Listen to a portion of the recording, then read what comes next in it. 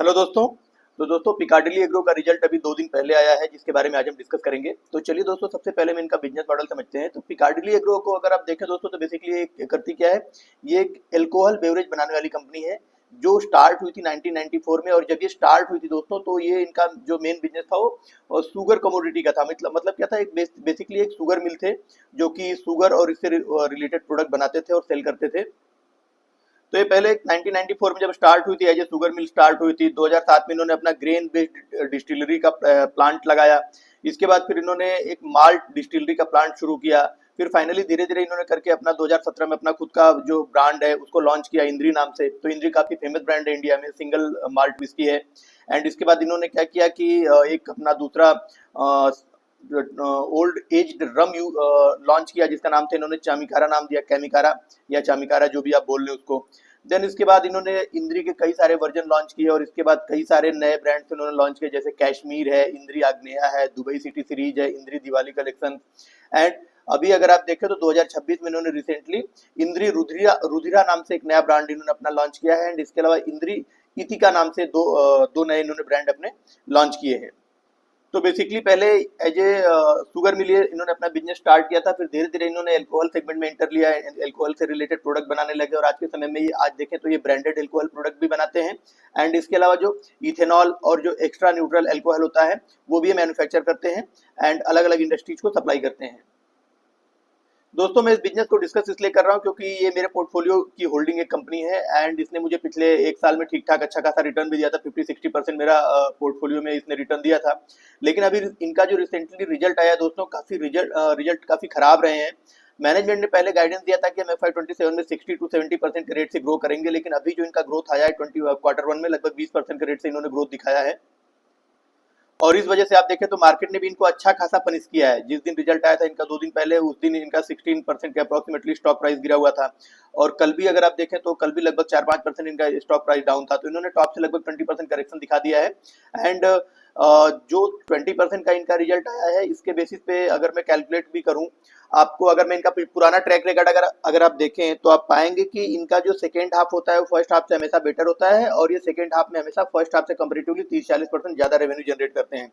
तो first half में अभी इनका जो रेवेन्यू है उसके हिसाब से भी अगर मैं कैलकुलेट करूं तो ये जो इनका ग्रोथ है मुझे 40-45% से ज्यादा होता हुआ नहीं दिखाई देता फुल ईयर FY27 बेसिस पर। एंड उसके बेसिस पे अगर आप देखें तो जो इनका गाइडेंस है 60-70% से ग्रोथ का, वो इसको अचीव नहीं कर पाएंगे।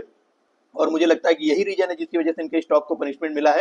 एंड मैं भी अभी इसमें क्या करूंगा कि जैसे मैनेजमेंट ने अपना गाइडेंस कंप्लीट नहीं किया, तो मैं इसमें अपनी होल्डिंग मैंने थोड़ी घटाई है और मैं अगले क्वार्टर में वेट करूंगा कि इनका रिजल्ट कैसा रहता है। अगर वो वहां पर परफॉर्म करते हैं देन मैं इसमें ऐड करूंगा, अदरवाइज मैं अपनी होल्डिंग को इसमें ट्रिम करता जाऊंगा। और दोस्तों इनका जो अभी रिसेंटली रिजल्ट आया उसके बारे में अगर मैं डिस्कस करूं तो इनका जो रेवेन्यू है टोटल बेसिस पर शुगर प्लस अल्कोहल बेवरेज सब मिला करके इनका जो कुमुलेटिव रेवेन्यू ग्रोथ है लगभग 18.1% आया है। एंड अगर आप इनका डिस्टिलरी वाला सेगमेंट का रेवेन्यू ग्रोथ देखें तो लगभग 26.3% से वो सेक्शन ग्रो हुआ है। एंड अगर आप इनका जो ब्रांडेड प्रीमियम अल्कोहल बेवरेज वाला जो सेगमेंट है उसको देखें तो लगभग 47.3% से वो ग्रो हुआ है। एंड मैनेजमेंट ये बोल रहा है कि फुल ईयर FY27 में जो इनका ब्रांडेड प्रीमियम अल्कोहल बेवरेज वाला सेगमेंट है वो 60-70% के रेट से ग्रो करेगा। और दोस्तों इनके 2 प्लांट है, तो एक तो इंद्री में है, इंद्री हरियाणा में एक जगह का नाम है जहां से इनका स्टार्ट हुआ था। तो इन्होंने अपने पहले ब्रांड का नाम भी इंद्री ही दिया था। तो इंद्री से इनका स्टार्ट हुआ था हरियाणा में और इसके बाद इनका एक दूसरा प्लांट है जो कि इन्होंने छत्तीसगढ़ में लगाया है। और वो दोनों प्लांट का कैपेसिटी यूटिलाइजेशन धीरे धीरे ये बढ़ा रहे हैं। इंद्री का जो एक्चुअली इनके पास इंद्री में जो पुराना वाला प्लांट था उसके पास ही इन्होंने नया प्लांट लगाया है। तो पुराना प्लांट तो इनका फुल कैपेसिटी पर रन हो रहा है, जो नया वाला प्लांट है वहां पर कैपेसिटी यूटिलाइजेशन धीरे धीरे उसको बढ़ा रहे हैं। एंड फुल ईयर FY27 में मैनेजमेंट ये बोल रहा है कि उसकी कैपेसिटी यूटिलाइजेशन को अच्छे खासे लेवल पर लेके जाएंगे। और जो इनका दूसरा प्लांट है छत्तीसगढ़ वाला, वहां पर भी अगर आप देखें तो कैपेसिटी यूटिलाइजेशन को ये लोग ग्रो कर रहे हैं। और कई सारे नए प्रोडक्ट्स हैं जो कि ये FY27 में अभी लॉन्च करने वाले हैं, आगे आने वाले क्वार्टर्स में लॉन्च करेंगे।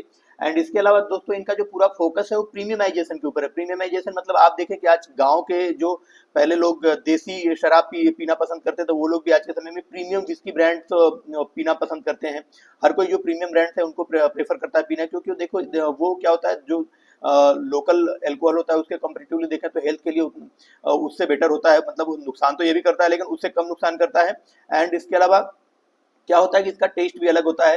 कंपेरेटिवली, तो लोग प्रीमियम विस्की की तरफ धीरे धीरे मूव कर रहे हैं। और इसके बाद अर्बनाइजेशन जिस तरीके से बढ़ रहा है, जिस तरीके से लोगों के पास इकोनॉमी ग्रो हो रही है, लोगों की जो पर हेड इनकम ग्रो हो रही है, तो धीरे धीरे लोग इसको अफोर्ड कर पा रहे हैं और ऐसे ब्रांड्स की तरफ वो अपना उसको पीना प्रीफर भी कर रहे हैं। और यही रीजन है कि इन्होंने जो ये प्रीमियमाइजेशन का जो ट्रेंड चल रहा है इंडिया में, कई सारे सेगमेंट में चल रहा है, तो उसी तरीके से अल्कोहल वाले सेगमेंट में भी चल रहा है। तो पिकार्डिली का मैनेजमेंट उसको लेकर के काफी होपफुल है और वो उम्मीद करते हैं कि ये ट्रेंड कंटिन्यू रहेगा और ये उस ट्रेंड को फॉलो करते हुए ये नए नए जो प्रीमियम ब्रांड्स हैं उनको लॉन्च कर रहे हैं और उस पूरे मार्केट को कैप्चर करने के लिए देख रहे हैं। और दोस्तों इनके 4 बड़े फेमस ब्रांड्स हैं। एक तो है इंद्री जो कि सिंगल माल्ट विस्की है, दूसरा इनका केमिकारा है जो कि एक ओल्ड एज्ड रम है, एंड इसके बाद एक कैश्मीर है जो कि आई थिंक वोदका है, और विस्कर, और एक इनका चौथा ब्रांड है विस्लर। ये चारों बड़े फेमस ब्रांड है इंडिया में, और ये चारों ही ब्रांड्स अगर आप देखें तो इनका पर्टिकुलर ग्रोथ आप देखें तो इस क्वार्टर में 56% से ईयर ऑन ईयर बेसिस पर ग्रो हुए हैं।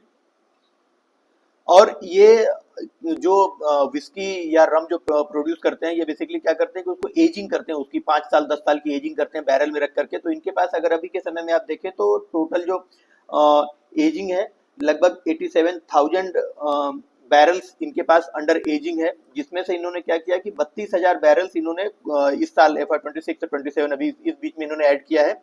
और मैनेजमेंट का टारगेट है कि ये मार्च 2027 तक इनकी जो कैपेसिटी बैरल की लगभग 1 लाख बैरल की हो जाएगी।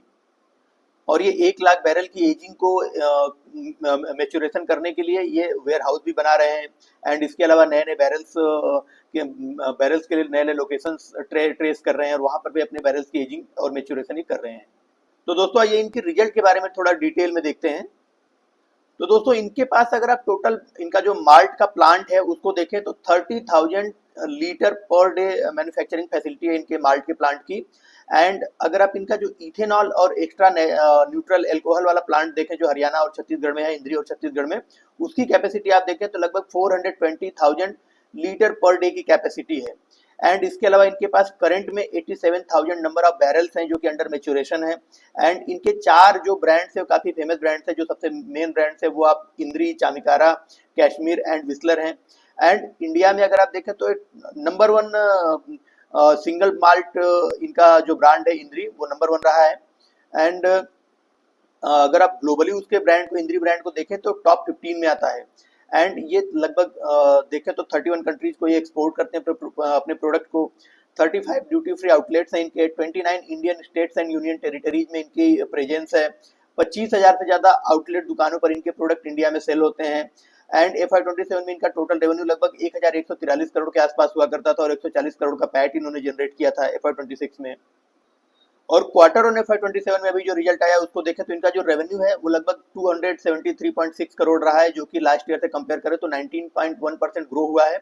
एंड अगर आप इनका इबिट्टा देखते हैं तो 47.2 करोड़ रहा है, जो कि 21 पॉइंट ग्रो हुआ है लास्ट ईयर से कंपेरेटिवली। अगर आप इनका प्रॉफिट आफ्टर टैक्स देखें तो 21.8 करोड़ है, जो कि लास्ट ईयर से कंपेरेटिवली 15.4% ग्रो हुआ है। इनका इबिट्टा मार्जिन 18.5% है, जो कि 0.3% से ग्रो हुआ है कंपेयर टू लास्ट ईयर। इनका EPS 2.21 रुपीज है, जो कि कंपेयर टू लास्ट ईयर देखें तो 10.5% से ग्रो हुआ है। और दोस्तों अगर आप इनका रेवेन्यू देखें तो वो जो प्रीमियम पोर्टफोलियो है उसकी तरफ मूव कर रहा है। मतलब क्या दोस्तों, मतलब पहले जो इनका अगर आप 2022 में देखें तो जो इनका टोटल रेवेन्यू था उसमें से शुगर वाले सेगमेंट से लगभग 52% रेवेन्यू ये कंट्रीब्यूट करते थे। एंड इसके अलावा जो ब्रांडेड एल्कोहल बेवरेज वाला प्रोडक्ट है उससे लगभग केवल 1.7 मतलब लगभग 2% रेवेन्यू कंट्रीब्यूशन इनको मिलता था। और बाकी जो अदर डिस्टिलरी प्रोडक्ट्स हैं जैसे कि इथेनॉल है, एक्स्ट्रा न्यूट्रल एल्कोहल है, इंडियन मेड इंडियन लीकर मतलब देसी जो शराब होती है वो, उससे लगभग इनका जो रेवेन्यू है लगभग 45.9% हुआ करता था, मतलब लगभग 56% हुआ करता था। मतलब क्या है दोस्तों कि अगर FY22 में देखें तो इनका जो एल्कोहल बेवरेज वाला प्रोडक्ट है जिसमें सबसे ज्यादा मार्जिन रहता है और जिसकी तरफ ये फोकस भी ज्यादा कर रहे हैं, उससे केवल 2% का रेवेन्यू इनको कंट्रीब्यूट होता था और बाकी सारा का सारा रेवेन्यू शुगर वाले बिजनेस से एंड जो आपका इथेनॉल वाला सेगमेंट है उससे कंट्रीब्यूट होता था। और अगर अभी FY26 जो बीता है उसमें देखें तो 4 सालों में इनका कितना चेंजेज हो गया बिजनेस में। इनका जो शुगर वाला सेगमेंट है उससे रेवेन्यू घट करके केवल 20% रह गया। एंड जो ब्रांडेड एल्कोहल बेवरेज वाला जो सेगमेंट है उससे इनका रेवेन्यू लगभग 44% हो गया। मतलब जो पोर्शन 4 साल पहले केवल 2% था, अभी बढ़ करके 44% हो गया। मीन्स ब्रांडेड एल्कोहल बेवरेज के ऊपर ये पूरी तरीके से फोकस कर रहे हैं और आगे आने वाले समय में अपने कमोडिटी वाला जो शुगर वाला बिजनेस उसको घटाते जाएंगे और ब्रांडेड वाले प्रोडक्ट की तरफ ही ज्यादा फोकस कर रहे हैं। तो 2% से उसको बढ़ा के 4 साल में 44% तक लेके आ गए। एंड जो दूसरा इथेनॉल वाला सेगमेंट है उससे इनका रेवेन्यू कंट्रीब्यूशन अभी 35% आता है। तो धीरे धीरे मैनेजमेंट क्या फोकस कर रहा है दोस्तों, 2 साल पहले का अगर आप इनका कॉन कॉल उठा के पढ़ेंगे तो वहां पर भी आपको मिलेगा कि मैनेजमेंट हमेशा ये बोलता रहा है कि हम अपने जो शुगर वाला सेगमेंट वाला बिजनेस है उसको धीरे धीरे घटाते जाएंगे और अपने जो ब्रांडेड एल्कोहल वाला सेगमेंट है या जो इथेनॉल वाला सेगमेंट है उसको बढ़ाते जाएंगे। और ये मैनेजमेंट जो बोल रहा है उसी डायरेक्शन में काम कर रहा है। बस इस बार इनका रिजल्ट खराब आया जिसकी वजह से इनके स्टॉक्स की अच्छी खासी पिटाई हुई है। बाकी बिजनेस का अगर आप डायरेक्शन देखें दोस्तों तो वो पॉजिटिव डायरेक्शन में ही मूव कर रहा है। और दोस्तों अगर आप इनका प्रोडक्ट पोर्टफोलियो देखें तो आप इस स्लाइड में देख सकते हैं, जैसे इनके इंद्री के कई सारे वेरिएंट है वो आपको मिल जाएंगे। इसके अलावा कैमिकारा रम है, इसके अलावा कैमिकारा रम के भी कई सारे वेरिएंट है, 3-4 वेरिएंट वो मिलेंगे। विस्लर के वेरिएंट है, कैश्मीर के वेरिएंट है। तो ये इनके प्रोडक्ट है दोस्तों जो आप यहाँ से ब्रॉड में देख सकते हैं। और दोस्तों अगर आप इनकी जर्नी देखें तो इन्होंने इंडिया से शुरू किया, लोकल शुरू किया और अभी ग्लोबल ब्रांड बन चुके हैं। 31 कंट्रीज को एक्सपोर्ट कर रहे हैं। 19 इंटरनेशनल ड्यूटी फ्री शॉप्स हैं इनके पास। 16 इंडियन ड्यूटी फ्री शॉप्स हैं इंडिया में इनके पास। अगर आप देखें कि किन कंट्रीज को ये एक्सपोर्ट करते हैं तो उनमें Netherland, Belgium, UK, France, Spain, Canada, USA, Caribbean island, Luxembourg, Kenya, UAE, Israel, Nepal, Bhutan, Indonesia, Mauritius, South Africa, Australia, बहुत सारी कंट्रीज है जिनको ये एक्सपोर्ट करते हैं। और इंडिया में भी लगभग आप देखें तो इनका जो रीच है वो हर स्टेट तक पहुंच चुका है। और दोस्तों इनके प्रोडक्ट रेंज अगर आप देखें तो ये बेसिकली इनके सारे products almost super premium, luxury, ultra luxury segment में आते हैं। इनका एक जो प्रोडक्ट है जैसे विस्लर है, विस्लर इनका जो 500 से 1000 रुपए पर बॉटल वाली कैटेगरी में आता है। बाकी किसी की प्राइस आप देखें तो 1000 रुपए से कम किसी की नहीं है। अगर आप 1000 से 2000 वाली रेंज में भी देखें तो केवल इनके 2 प्रोडक्ट हैं जो कि 1000 से 2000 वाले रेंज में आते हैं। इसके बाद इनके ऑलमोस्ट सारे प्रोडक्ट अगर आप देखें तो 2000 से लेकर के 5000 से अबव वाले सेगमेंट में ये सर्व करते हैं। और मोस्ट ऑफ जो इनके प्रोडक्ट है 90% प्रोडक्ट तो इनके 5000 से अबव वाली कैटेगरी में ही सर्व करते हैं ये। मतलब दोस्तों इनके जो 80% प्रोडक्ट हैं वो उनकी जो प्राइस है वो 5000 रुपीज पर बोतल से ज्यादा ही है। और दोस्तों मुझे लगता है अभी इनका कॉन कॉल हुआ नहीं, तो एक बार कॉन कॉल हो जाएगा तो मैं देखूंगा कि मैनेजमेंट अपने बिजनेस को लेकर के आगे क्या सोचता है, किस तरीके से उनके ग्रोथ प्लान्स है और किस तरीके से वो अपने शेयर होल्डर्स को बेनिफिट दे सकते हैं या नहीं दे सकते हैं। उसके बाद मैं डिसाइड करूंगा कि मुझे फर्दर इसमें अपना इन्वेस्टमेंट कंटिन्यू रखना है या नहीं रखना है। और अगर उनका ग्रोथ गाइडेंस वहाँ से पॉजिटिव मुझे मिलता है तो मैं 1 क्वार्टर और वेट करूंगा और उस क्वार्टर में इनके रिजल्ट को देखूंगा। अगर वहाँ भी इनका परफॉर्मेंस एक्सपेक्टेशंस के अनुसार नहीं रहता है देन मैं अपनी पोजीशन को पूरी तरीके से ट्रिम करूंगा उसमें। तो दोस्तों मिलते हैं फिर इनके कॉन कॉल के बाद एक नया वीडियो लेकर के मैं आऊंगा। फिर मिलते हैं किसी नई एनालिसिस के साथ। आपको अगर इस बिजनेस से रिलेटेड कोई क्वेश्चन है तो प्लीज आप लोग कमेंट बॉक्स में डालें। Thank you.